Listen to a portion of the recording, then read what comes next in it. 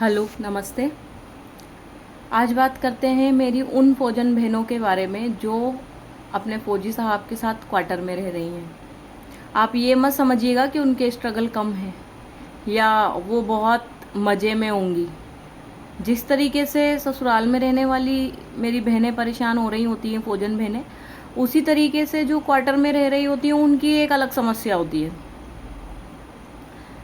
जैसे कि एक बात बताती हूँ आपको, एक समस्या शेयर करती हूँ आपसे। सुबह 3 साढ़े 3 बजे साहब को उठना होता है क्योंकि उनको 4 बजे पीटी जाना होता है।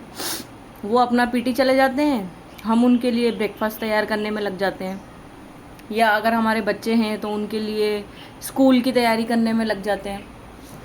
फिर ये सोच रहे होते हैं कि ठीक है, साहब पीटी से आएंगे ब्रेकफास्ट करने के लिए, उस वक्त उनके साथ थोड़ा टाइम स्पेंड करेंगे या उनके साथ ब्रेकफास्ट करेंगे बैठकर आराम से। बट वो पॉसिबल ही नहीं हो पाता है क्योंकि साहब एकदम भाग दौड़ में आते हैं, अपना रेडी होते हैं, जल्दी जल्दी ब्रेकफास्ट करते हैं और फिर निकल जाते हैं।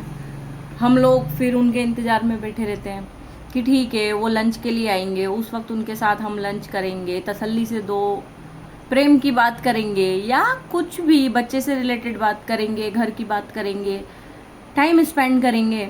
बट ये भी पॉसिबल नहीं होता है। फिर वो दोपहर लंच के टाइम में आते हैं, बस भागा भागी करके उन्होंने अपना लंच किया और उनको तो वापस जाना है।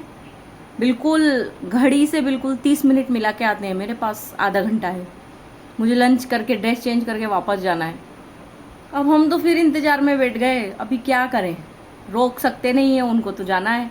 अब आप बैठे रहिए इंतज़ार करते करते। फिर रात हो जाती है जैसे तैसे, फिर हम डिनर के लिए प्रिपरेशन शुरू कर देते हैं। बच्चों के साथ दिन भर निकल जाता है हमारा, या अकेले निकल जाता है जो अकेले रह रही होती है।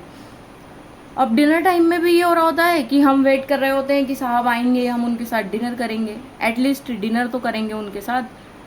बट वहाँ भी ये होता है कि अगर आपको उनके साथ डिनर करना है ना, तो उन्हीं की स्पीड में आप जल्दी जल्दी खाइए, वरना फिर आप अपना डिनर अलग से करिए। मतलब या तो पहले कर लीजिए या फिर उनके बाद कर लीजिए। या अगर आप साथ में भी बैठे हैं खाने के लिए, तो अगर उनकी स्पीड को आप मैच नहीं कर पा रहे हैं ना, तो फिर आप आराम से खाते रहिए, साहब अपना खा लेंगे, अपनी थाली उठा के निकल जाएंगे।